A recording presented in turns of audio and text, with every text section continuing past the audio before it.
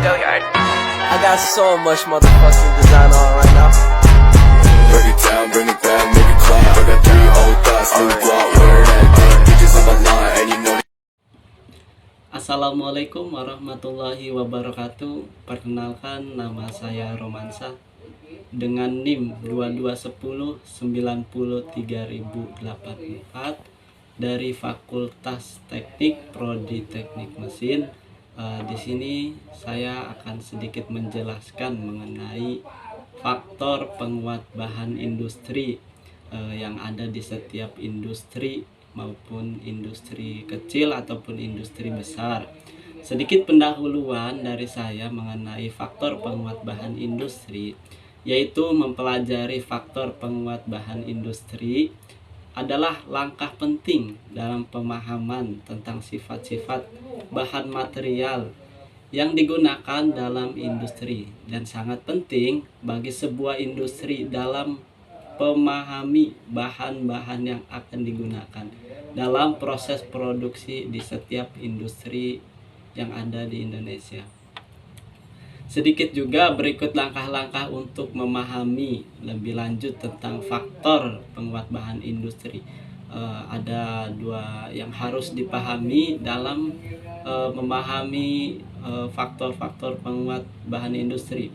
Yang pertama adalah pahami jenis bahan industri. Mulailah dengan memahami berbagai jenis bahan yang digunakan dalam industri seperti logam, polimer, keramik, dan komposit. Kenali karakteristik dari bahan-bahan ini. Yang kedua adalah sifat mekanik. Pelajari sifat-sifat mekanik bahan seperti kekuatan tarik, kekuatan tekan, kekerasan, elastisitas, dan selanjutnya beberapa pembahasan seperti kristalinitas industri. Dalam pertama adalah faktor penguat dalam logam dalam mempengaruhi. Jika Anda fokus pada logam, pelajari tentang faktor penguat seperti deformasi plastik, solid solution, strengthening, grain boundary strengthening, dan precipitate strengthening. Yang kedua adalah faktor penguat dalam polimer. Jika Anda tertarik pada polimer, pelajari tentang faktor penguat seperti pengisi atau fillers, cross-linking, orientasi molekul, dan struktur kimia. Yang ketiga adalah faktor penguat dalam keramik. Untuk keramik, faktor-faktor seperti orientasi butir, ukuran butir, dan struktur kristal adalah yang perlu diperhatikan. Selanjutnya yaitu faktor yang mempengaruhi bahan baku dalam setiap industri atau perusahaan. Yang pertama adalah harga. Untuk faktor yang pertama ini seperti sudah banyak yang mengetahui dan mulai memperhitungkan hal ini. Ini merupakan landasan atau dasar untuk seseorang pengusaha menyiapkan sebuah perhitungan yang harus disediakan untuk investasi ini terkait dengan kepentingan bisnis, sehingga penting untuk memperhatikan pergerakannya setiap saat. Yang selanjutnya yaitu yang 2, memperkirakan penggunaan, yaitu penggunaan bahan dalam industri. Penggunaan bahan baku ini tentu sebuah perusahaan memiliki catatan beberapa lama bahan ini akan digunakan untuk proses membuat produk jadi. Ternyata hal ini juga menjadi faktor karena perkiraan dari jumlahnya yang digunakan dalam proses sekarang akan menjadi patokan untuk produksi yang akan datang. Selanjutnya yaitu faktor yang ketiga adalah biaya persediaan. Dalam membeli bahan baku, pasti perusahaan memiliki biaya yang terpisah dengan pembelian lain, di mana perusahaan akan memperhitungkan berapa biaya yang dibutuhkan untuk membelinya. Selain itu, berapa lama bahan tersebut dapat bertahan, sehingga kehadiran biaya persediaan sangat mempengaruhi hal ini. Faktor yang keempat adalah modal pembelian bahan. Biasa disebut juga dengan metode atau metode, di mana hal ini mempengaruhi besar kecilnya persediaan bahan baku tersebut di dalam kegiatan usaha. Dengan model pembelian bahan yang dilakukan secara berbeda, maka jumlah pembelian optimal yang dihasilkan juga akan berbeda. Sebagai contoh, dalam pembuatan meja, tentu model pembelian kayu dan paku sangat berbeda. Hal ini juga berlaku pada industri apapun. Seluruh bahan memiliki kegunaan dan model yang berbeda, tergantung peruntukannya. Sehingga jangan pernah melupakan kehadiran hal ini sebagai faktor penting yang juga mempengaruhi keberadaan bahan mentah untuk sebuah industri. Selanjutnya yaitu faktor kelima adalah penggunaan nyata. Hal ini terkait dengan penggunaan sebenarnya dari bahan yang satu ini, namun pada produksi yang sebelumnya sudah dilakukan. Ini bisa disebut dengan penggunaan nyata dari bahan yang satu ini untuk membuat sebuah barang, sehingga faktor yang satu ini harus mendapatkan perhatian lebih dan bisa menjadi patokan untuk biaya produksi selanjutnya. Selanjutnya yaitu faktor tunggu. Faktor selanjutnya ini terkait dengan tegangan waktu yang tercipta saat pemesanan bahan dilakukan dan setelah bahan tersebut sampai di tangan.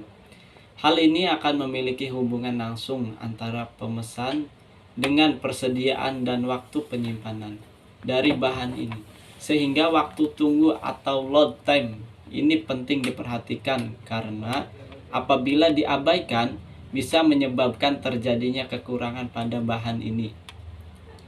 Selanjutnya yaitu faktor kebijakan pembelian.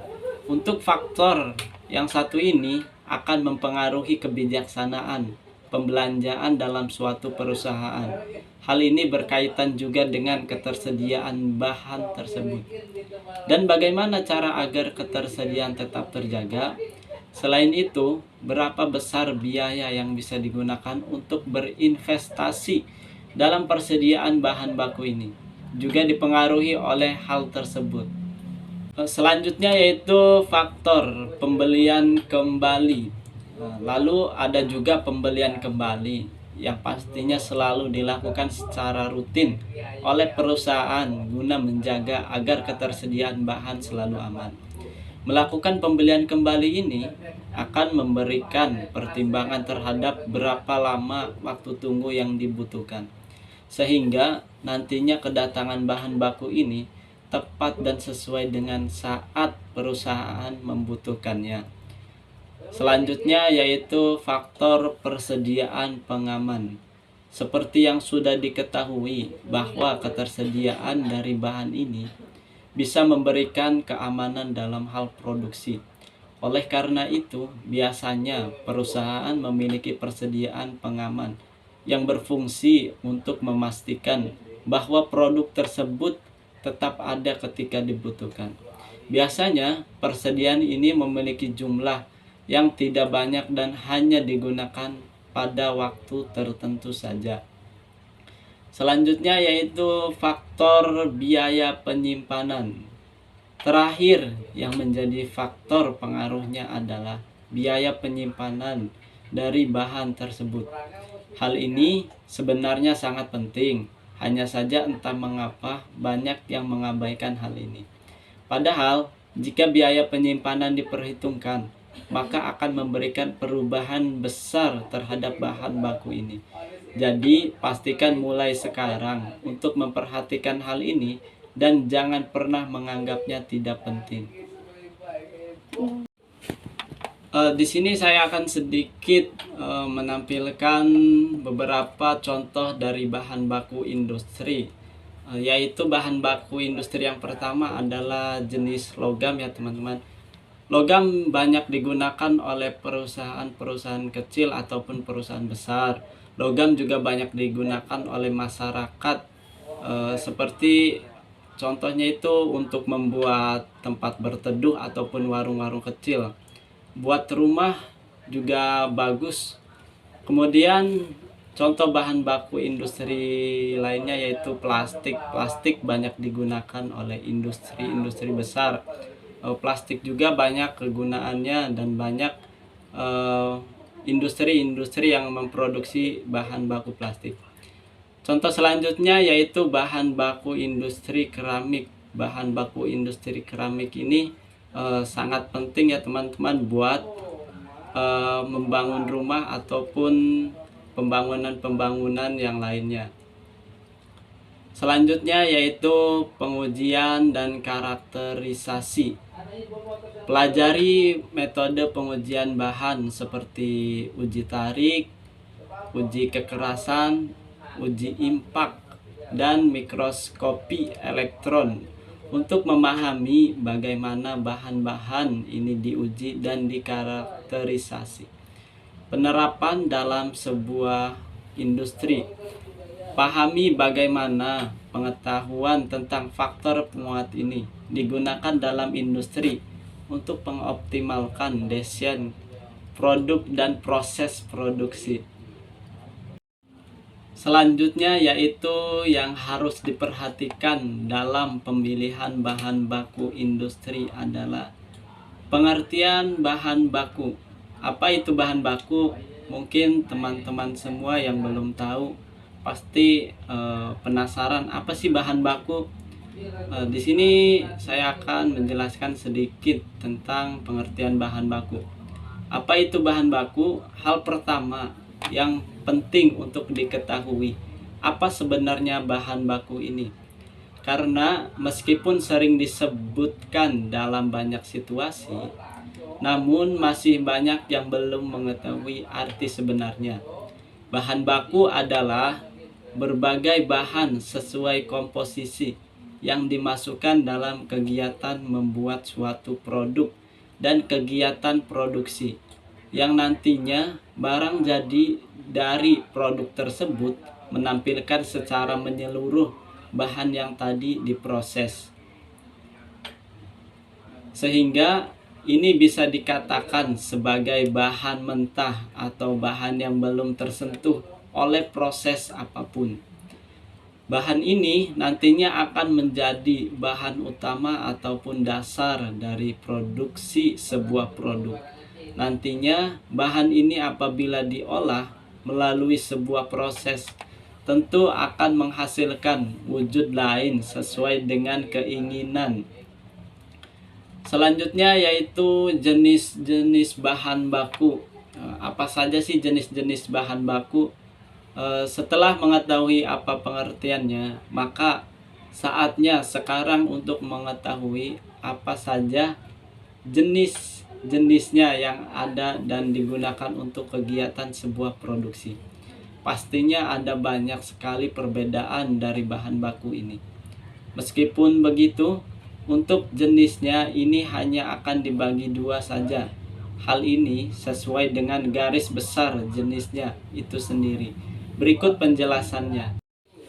Selanjutnya yaitu sering disebut sebagai direct. Material adalah bahan mentah yang merupakan bagian utama dan berperan langsung untuk menghasilkan barang jadi yang diinginkan.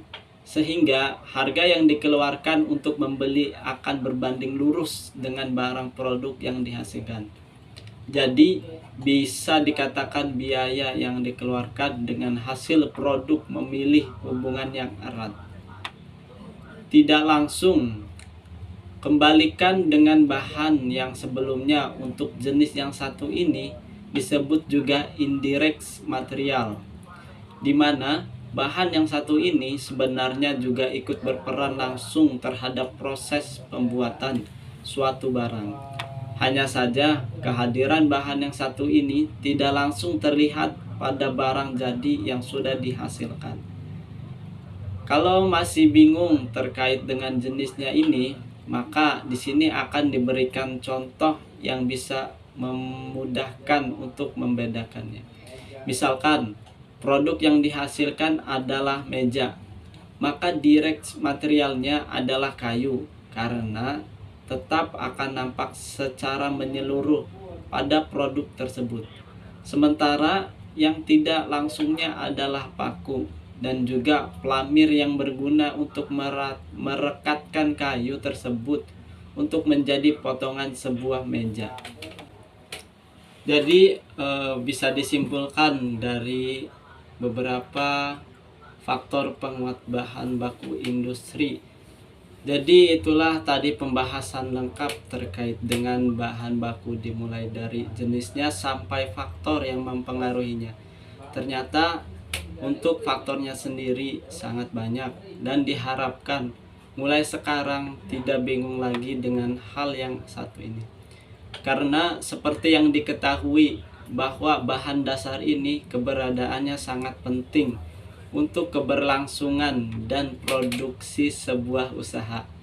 Masalah yang sering terjadi dalam bisnis adalah kesulitan untuk menghitung keseluruhan nilai dari bahan baku untuk menentukan harga jual suatu produk. Karena faktor ini yang akan menentukan untung rugi dari bisnis Anda. Untuk kemudahan perhitungan biaya produksi, pencatatan penjualan, dan pembelian dan pengelolaan stok, ada baiknya Anda menggunakan software akuntansi yang dimiliki semua fitur tersebut. Salah satunya adalah Accurate. Beberapa soal dan jawaban mengenai faktor penguat bahan baku industri. Tentu saja baik bagi teman-teman semua, ada yang menanyakan apa yang dimaksud dengan faktor penguat bahan baku dalam industri. Jawabannya adalah faktor penguat bahan dalam industri merujuk pada faktor-faktor yang meningkatkan atau memperbaiki kualitas, kekuatan, dan sifat bahan yang digunakan dalam proses produksi. Selanjutnya yaitu apa sih peran utama faktor penguat bahan dalam industri? Jawabannya yaitu peran utama faktor penguat bahan adalah untuk meningkatkan efisiensi, daya tahan, dan kualitas produk akhir, serta mengurangi biaya produksi. Selanjutnya yaitu beberapa contoh faktor penguat bahan yang sering digunakan dalam industri. Apa saja sih contoh faktor penguat yang sering digunakan dalam industri? Beberapa contoh faktor penguat bahan termasuk penggunaan bahan komposit, pemanasan, pendingin, perlakuan permukaan, penambahan bahan tambahan, dan teknologi pemrosesan yang canggih. Selanjutnya yaitu mengapa penggunaan faktor penguat bahan sangat penting dalam industri otomotif. Jawabannya yaitu faktor penguat bahan dalam industri otomotif membantu meningkatkan keamanan kendaraan, mengurangi berat kendaraan, dan meningkatkan efisiensi bahan bakar, sehingga memiliki dampak positif pada performa dan lingkungan. Selanjutnya yaitu pertanyaan soal kelima, yaitu bagaimana sih faktor penguat bahan berperan dalam industri konstruksi? Jawabannya adalah faktor penguat bahan dalam industri konstruksi dapat meningkatkan kekuatan dan daya tahan material seperti beton dan baja, memungkinkan pembangunan bangunan yang lebih kuat dan tahan lama. Baik teman-teman, saya mengambil referensi untuk belajar tentang faktor penguat bahan baku industri. Yang pertama yaitu buku Material Science and Engineering and Induction oleh William de Clayster Jr. dan David G. Redswitz. Kemudian yang kedua yaitu jurnal ilmiah dari Google Scholar atau EAA Explorer. Yang ketiga yaitu referensi dari Material Science and Engineering and Education oleh William de Clayster Jr. dan Engineering Material and Education, the Property, Application and Design oleh Michael F. Sebi. Berikut adalah referensi untuk belajar bahan baku penguat industri. Terima kasih dan semoga bermanfaat untuk video pembelajaran kali ini. Apabila ada pertanyaan atau kekurangan yang lainnya, mohon dimaaf dan dimaklum. Saya akhiri video pembelajaran kali ini. Wassalamualaikum warahmatullahi wabarakatuh.